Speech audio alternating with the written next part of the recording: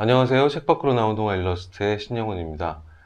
이번 특강 시간에는 출판 일러스트 그릴 때 구도에 대해서 좀 설명을 드릴 거예요. 여러분들이 이제 책을 그릴 때 처음에는 구도 어떤 식으로 구성을 할지에 대해서 좀 생각을 해보고 그림이 들어가는 게 중요한 부분이에요. 그래서 그런 구도의 종류에는 어떤 것들이 있는지 좀 알아보도록 할게요.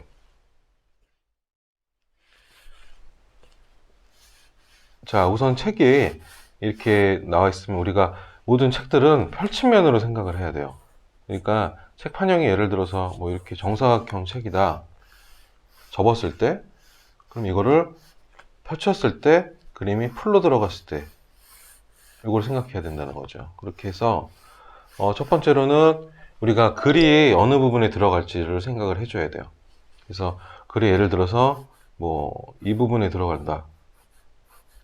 그럼 이 부분을 남겨두고 구도를 짜야겠죠. 이렇게 구도를 짜고, 근데 뭐 책 구성을 해야 되는데 계속 그 다음 장 넘겼는데 또 계속 여기만 있으면은 지루하단 말이에요. 그렇게 되면은 우리가 뭐 글이 밑으로 이렇게 깔릴 수도 있고, 그 다음에 위로 전반적으로 깔릴 수도 있고, 그 다음에 방향이 바뀌거나 이 부분에 와 있을 수도 있는 거예요. 그러니까 그런 부분들을 여러분들이 책이 넘겨지면서 여기 있을 수도 있고 여기 있을 수도 있고 그런 부분들을 번갈아 가면서 가져야 된다는 거죠. 그래서 뭐 또 이제 이런 식으로 구성을 해주고, 그 다음에 어떤 부분들은 예를 들어서 사람 주인공이 있고 그 다음 또 배경이 있을 때는 주인공들을 예를 들어서 얼굴을 크게 잡아놓고 이만한 크게 잡고 뒤에서 배경이 멀어지도록 이런 식으로 구도를 잡는 컷들이 있어요. 이렇게 되면 글자리가 이렇게 잡히겠죠. 한쪽은 그림이 풀로 딱 확 차면서 이런 식으로 배경의 사람들을 작게 빼는 방법들이 있어요. 그래서 하나는 확 크게 잡고 그 다음에 작게 해야 긴장감이 생기는 거죠. 그 다음에 이런 것들만 계속 또 하나 크고 작은 것들, 크고 작은 것들 반복되게 마찬가지로 지루해져요. 그렇기 때문에 어떤 장면은 이제 원경에서 전경들이 나올 때가 있어요. 클로즈업 되는 게 없는 거죠. 그러니까 예를 들어서 풍경 같은 게 그런 게 나올 경우가 있죠. 그래서 책을 보다 보면은 꼭 풍경을 설명을 해야 되는 컷들이 있을 때가 있어요. 그래서 그런 부분들이라든지 사람들이 여러 명을 갖다 그냥 원경에서 잡는 경우들, 아니면 뭐 사람 한 명이 있더라도 이런 배경에 사람 이 인물이 흡수되는 것처럼 이렇게 표현되는 이런 구도가 있을 수도 있고, 이럴 때는 뭐 글이 위로 갈 수도 있겠죠.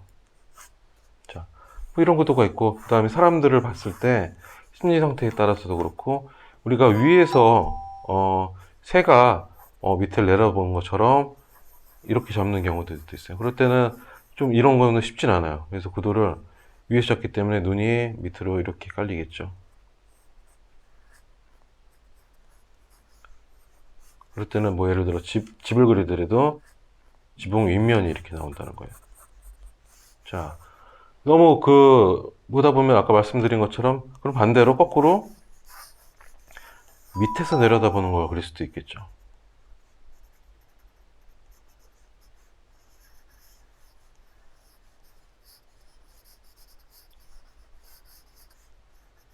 자, 말씀드린 것처럼 이거는 구도의 문제, 이제 구도의 변화도 문제겠지만 인물의 심리 상태에 따라서도 이런 식으로 변화를 줄 수 있다는 거예요.